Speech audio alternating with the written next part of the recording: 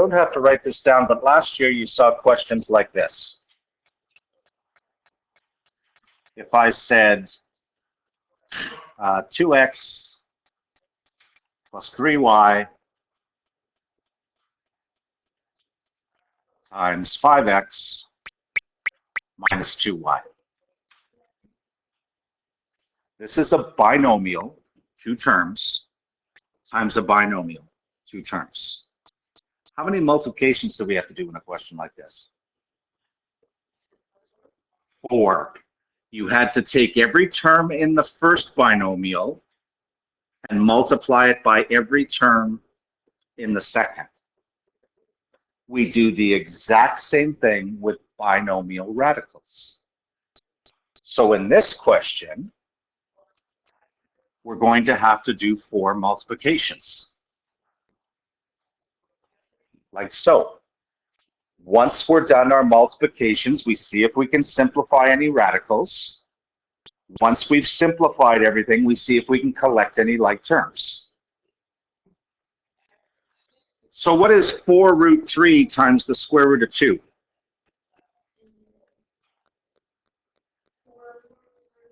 4 root 6. Because it's the same as 4 times 1 times root 3 times root 2. Minus 4 root 3 times 2 root 7.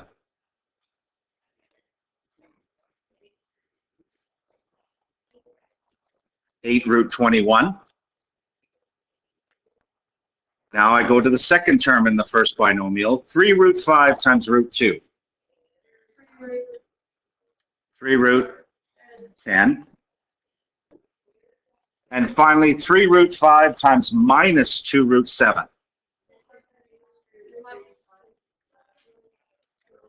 Got it. So the multiplication's done. Look at all the radicals. Can I simplify any? Any perfect squares that go into 6, 21, 10, or 35? Nope. So I can't simplify any. Can I collect anything? Are there any like radicals? No. So we're done. That was so easy. Remember, follow the steps. Multiply, simplify any radicals if you can, collect like radicals. This still happens in this one, you can't. In this second one, we're going to do 4 multiplications again. Oops.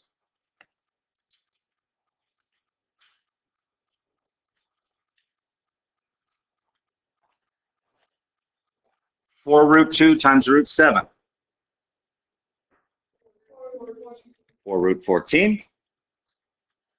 Plus 4 root 2 times 5 root 14.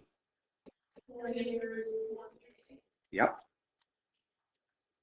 Minus 3 times root 7. Don't let that throw you. You just put them together by multiplication. 3 root 7. Minus 3 times plus 5 root 14 gives us a minus what? 15 root 14.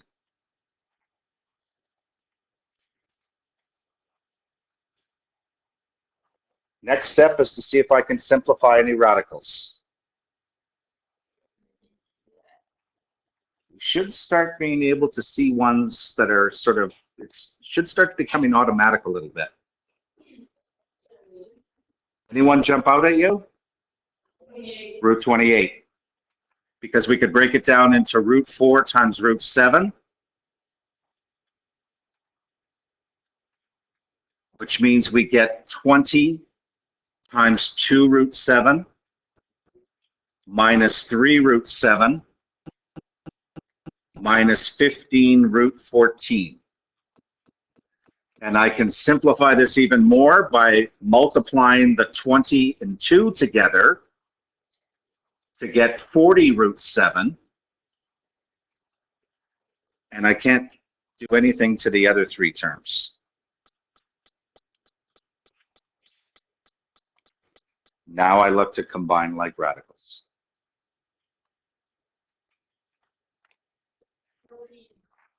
Okay, what do we get when we combine the root 14s?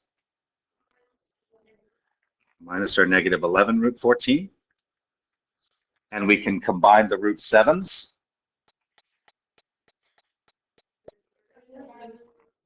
Positive 37 root 3, right? Or sorry, root 7. Yeah. Wow.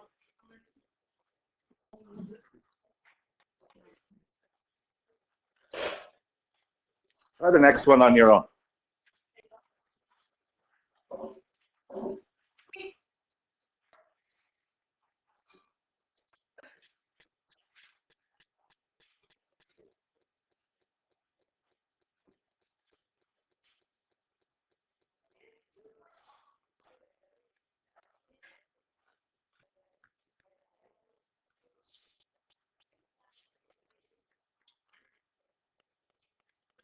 So 4 multiplications. Somebody want to take a shot at what the 4 terms are after we multiply?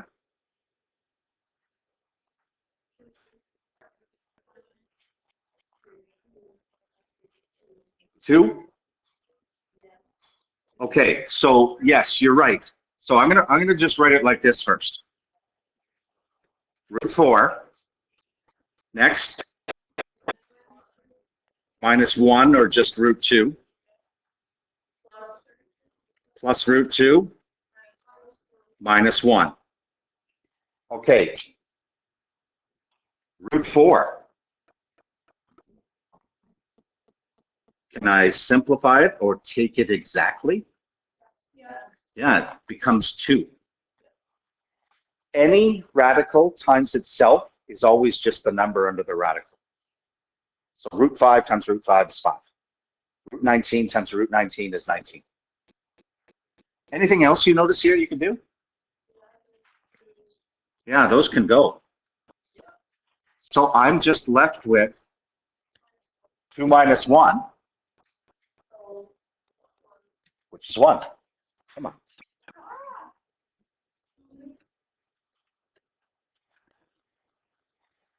Look at the original binomials. Notice anything about them? Anything jump out at you? Yeah. What? Yes. They're the same terms, but opposite signs. We call these not a difference of squares. Actually, if you multiplied them through and then factored them, that would be a difference of squares. So it is definitely related. We call these things, and we're actually going to use more of this when we talk about dividing, conjugates. Conjugates are exact same terms, opposite signs.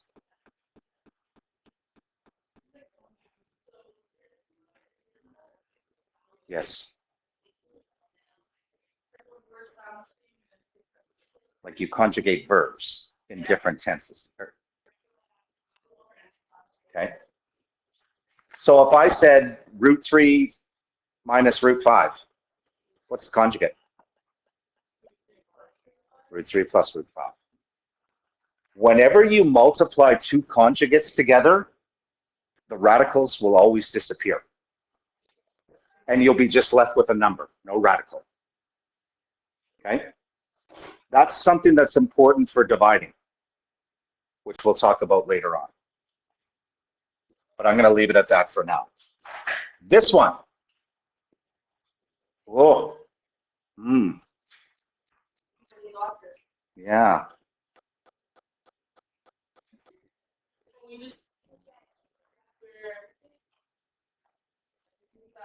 What does squaring mean?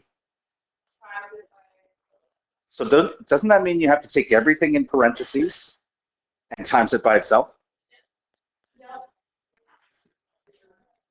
So you got to take everything in parentheses, the 4 root 5 plus 3 root 3, and you got to multiply it by itself. That is not the same as squaring both sides, or both terms. That's 4 multiplications again. Be careful with this one. When you square something, you're taking it times itself. So you take the whole binomial times another identical binomial. These are not conjugates. Okay? See if you can do this one. See if you can finish this one. As simplified as possible.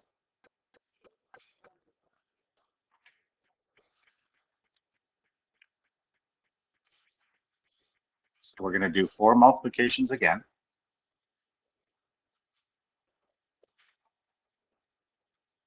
What's 4 root 5 times 4 root 5?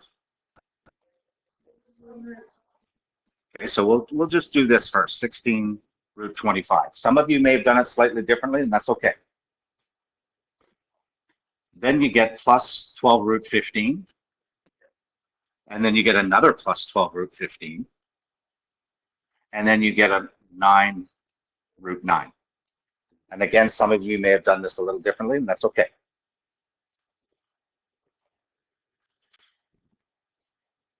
Look for simplifying or taking exactly. Okay? What do you think? What? You're smart enough. You're smart enough to figure it out. Can you take this exactly? Yes. What is root 25?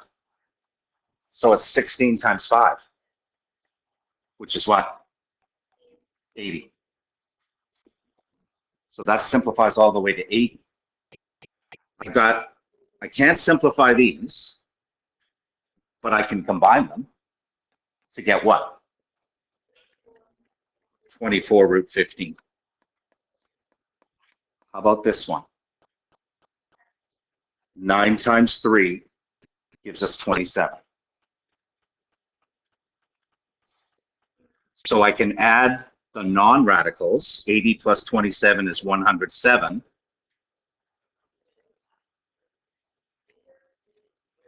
Plus 24 root 15.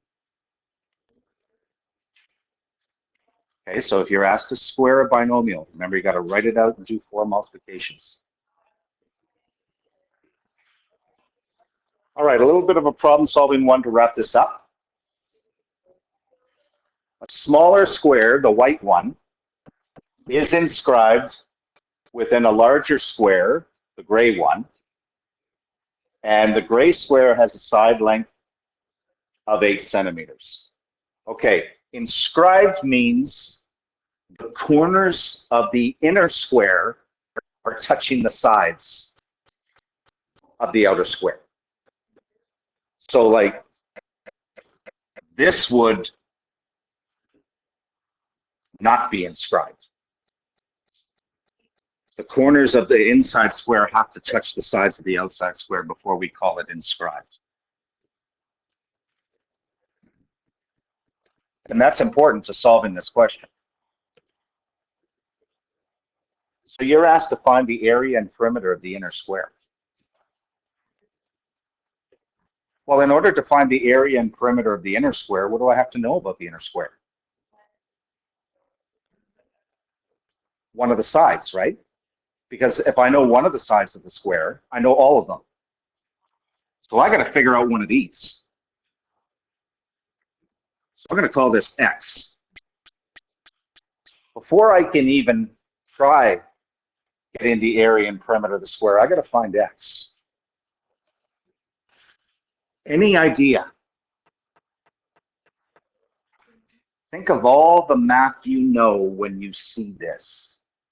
Is there anything else? Like, obviously, we're going to have to use the 8 centimeters somewhere. How could you possibly use it? Yeah, Emma? If the outside square is 8 centimeters, and you see that there's like triangles on Like this? like that. Yes? So if you were to split it, I'm assuming it's right in the middle, that triangle is probably 4 centimeters, meaning that length of the square. Exactly. That helps. Okay. So we're looking at a one little gray triangle there, and we know one of the sides is 4, the other side is 4, and the missing side is X. What can you tell me about that triangle? What kind of triangle is it?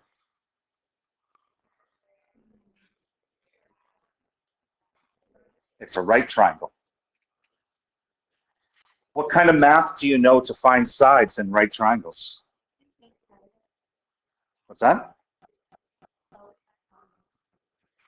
You actually know two different types of math that we did last year.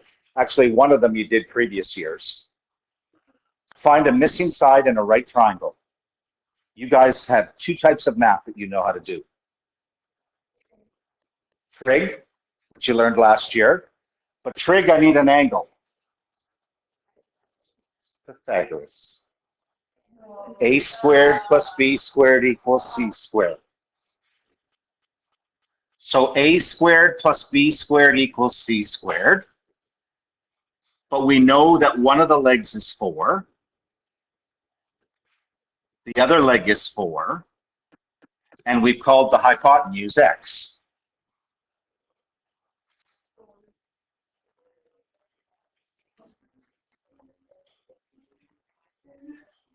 So we get 32 is equal to X squared. Therefore, X is equal to, ugh,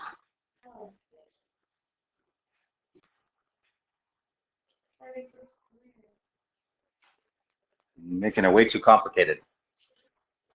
Sorry? Root 32, thank you. Square root of 32. Now remember, we're not doing calculator stuff anymore with these things. We're not going to decimal. We're going to mixed radical. Is there, can I simplify it? What goes into it? 16, excellent. Remember, if 4 goes into it, always check 16. So it's going to be 4 root 2. That's going to be the length of one side. 4 root 2. Now we can find the area and perimeter. Well, how do you find the area of a square? You take whatever the length is and square it, right? Or times itself. So it's going to be 4 root 2 times 4 root 2, which is what? 16 root 4. Can I keep simplifying? Yes. 16 times 2, which is 32 centimeters. So you get an exact number.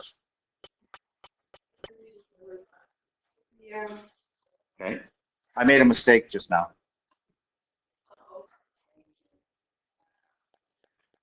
I was writing a test, I'd get a communication error.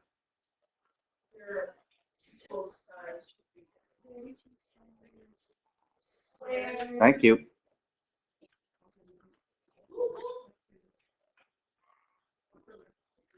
Now the perimeter, add up all the sides. Or take one of the sides, because it's a square, and multiply it by 4.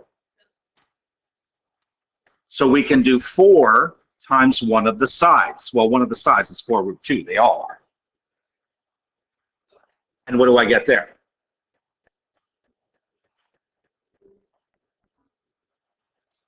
Uh,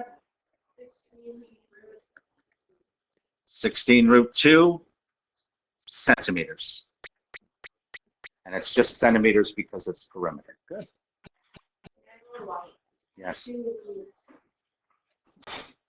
Yes, take as long as you want. Take the whole period.